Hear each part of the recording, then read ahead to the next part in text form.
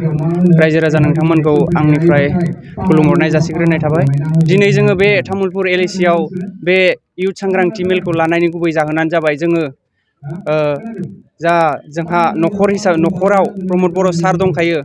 प्रमद बर' सार थाखानाय हिसाबै जों माबायदि गुबुन बिजाथिखौ बेयाव जोङो देरहासार खालामनानै हेगार हरनो हानो, बै थांखिखौ लानानै जोङो जोंनि तामुलपुर LAC नि गासै इयुथफोरखौ जमा लोगो लानानै जों मोनसे इयुथ जथुमा राजखान्थियारि सांग्रांथि मेल लादों।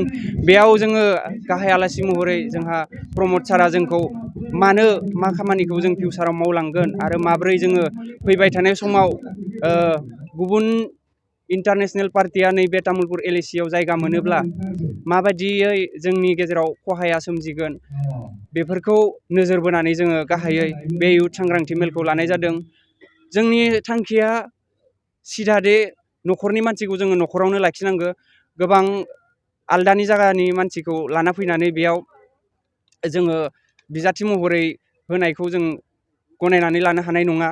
आरो बयबो दानि जुगाव रोंखा राखा मिथिखायो सोर मोजांसिन आरो सोर गाज्रिसिन।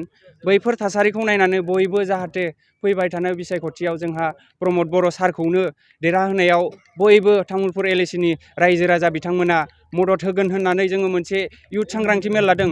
मानो होनना बुङोब्ला इयुथ्सफोरानो फिउचार, फैबाय थानाय समाव इयुथ्सफोरानो गाहायै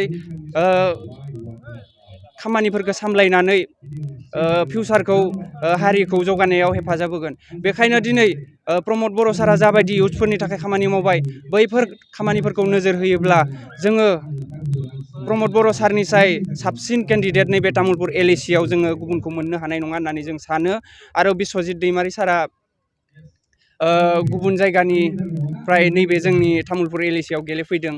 मानो होनना बुङोब्ला बिस्वजित सारा गावनि जायगायावबो गेलेनो हागौमोन, नाथाय मा जाहोनाव नैबे जोंनि तामुलपुर LAC आव फैफिनखो बेबो मोनसे सोंथि जाहैबाय।